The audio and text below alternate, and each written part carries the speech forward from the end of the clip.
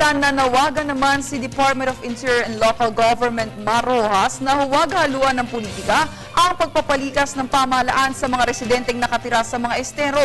Nais lamang ng gobyerno na matiyak ang kaligtasan ng mga informal settlers. Para sa detalye, balitaan mo kami Alvin Baltasar. Nanawagan si DILG Secretary Rojas sa mga kritiko ng pamahalaan na huwag nang haluan ng politika ang sinisimula ng pagpapaalis ng gobyerno sa mga residenteng nakatira sa mga estero.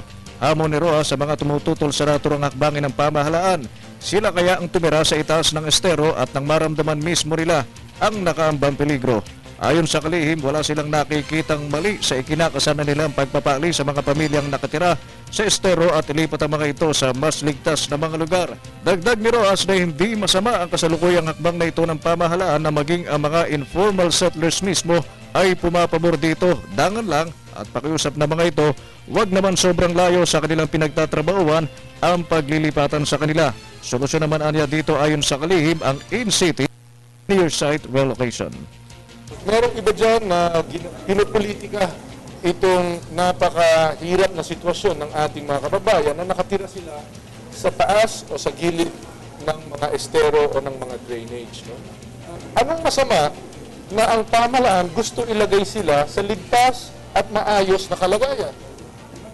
Samantala, estero naman ang isa sa mga dapat na targetin ng gobyerno ayon kay Rojas sa gitna ng pagsisikap na masolusyonan ang problema sa baha, lalo na dito sa Metro Manila.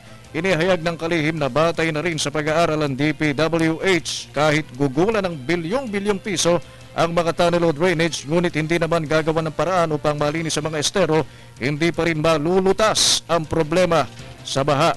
Kaya malaking bahagi umano ng plano kapwa ng Public Works Department at MMDA linisin ang halos lahat ng mga baradong estero upang mabilis na makalabas ang tubig sa Manila Bay at Laguna de Bay. Kahit ilang bilyon ang gastusin dito, kahit ilang tunnels or drainage na gawin dito para sa tubig, hindi malulutas ang problema hanggat malinis natin at mapaayos natin yung mga natural na naandyan na para sa baluyan ng tubig, which are yung mga estero natin. Malaki ayon kay Rojas ang volume ng tubig na hindi nakakalabas sa nasabing mga bay, kaya ang resulta kung saan-saan bumabagsak ang tubig na nagdudulot ng mga pagbaha sa maraming kalsada dito sa Metro Manila. Para sa Telebisyon ng Bayan, Alvin Baltasar.